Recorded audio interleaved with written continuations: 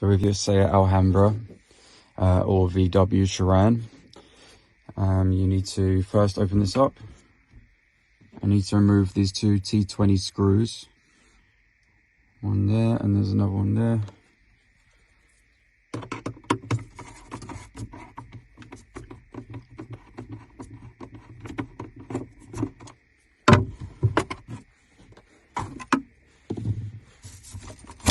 And that lifts out.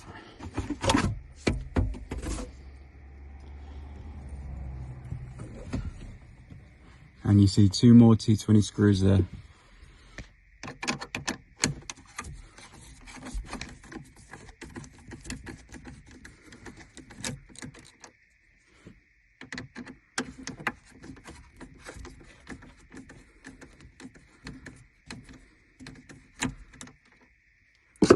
Both of those come out.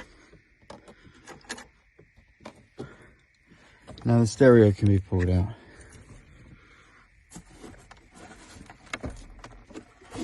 So first you get your little trim tool.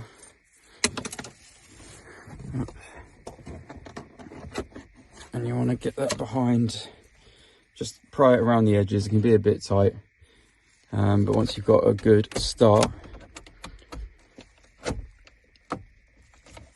you just start prying it out. See, just get a good start and then just work around the edges.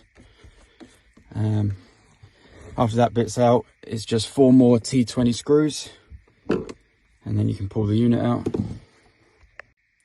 Okay, so I've pried off my trim, just put it up there, just wiggled it and pulled it out.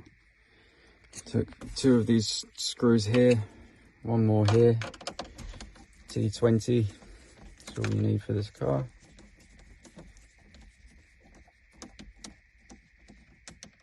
So that's come out, keep them all safe. And you can pull the unit out. Careful you don't scratch up your plastic trims with this big metal box, quite bulky. And then you'll want to, obviously just one big quad lock plug, and that's the FM aerials.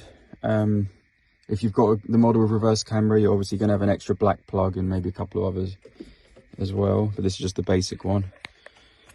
And you just pinch the bottom of this big black plug and pull it out. And then with the stereo, you want to slide this little plastic tab out like that, and then that can pull out as well. Like that. So keep that one safe. You might want to sell it when you keep it when you sell the car. Now I took all my cables out of the bags, laid them all out. So the main power cable, make sure this little box is plugged in, or you won't get much of anything. Definitely not steering wheel controls. Steering wheel controls, you've got to have this box plugged in, and you've got to have this little 8-pin plug plugged in. It's very often missed, but it's very important to connect this. Otherwise you won't have steering wheel controls. You won't have other things. So obviously that goes to the main plug there. This is for the FM aerial, which obviously just goes in there. It's got 2 on it, but you actually only need 1. You need the one with on the left with this bit above it. So that goes in there. If the signal isn't that good or it can't pick up many stations, you might want to use that as well. That comes with it. It's an antenna booster, signal booster. But that does involve joining this blue wire to some kind of power. So on this harness, you'll see that it says it's got a blue wire as well, and it says antenna. So that's where you connect this one to if you want to boost your radio signal, if you think it would help. Obviously this is mainly for the microphone and the SIM card holder. I'd normally run this USBs and SIM card holder to the glove box, but there's not really any hole in there to put the cables through. So the only option really is to just have them down here or something and pass this up through here. You know, that's probably the only way to do it in this one. If you want to use a microphone, it's recommended. I always put it up here so it's nice and close to the speaker's mouth, and I run the cable underneath this trim, pull this trim out, and you've got to get the microphone cable from here, this side up to this side. So I normally pass it behind the steering wheel, or I use my extra long cable tie if there's not very good access for hands. So that's that.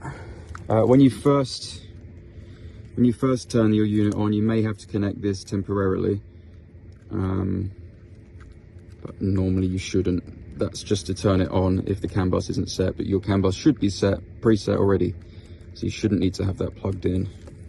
If the screen doesn't turn on, then you have to plug that in and set the CAN bus, but you shouldn't have to worry about that.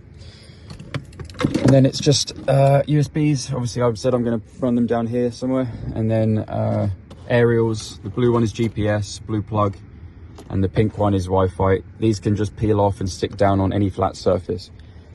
I just put them straight flat onto there. That's no problem at all. We can put them up here, literally anywhere, so that's fine. And then they'll be hidden when it's installed. That's all the wires explained. Just another little look at the back. These are all different amount of pins in each hole. Okay, so they're all different.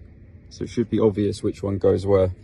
But if it's not, you know, this one, the reverse camera adapter, that's got 10 holes. So that goes in the one with 10 pins, and they plug in with the tab on the bottom. Blue and pink ones for GPS and Wi-Fi. USBs, CAN bus plug, 8 pin. Remember, that's very important. And power plug, and for the aerial. Once that's all plugged in, you put all your wires, you plugged it in, it literally just goes back on there. Those screws back in the same place, those 4 T20 screws, and then you slide your trims back on and your last box on top. And that's it.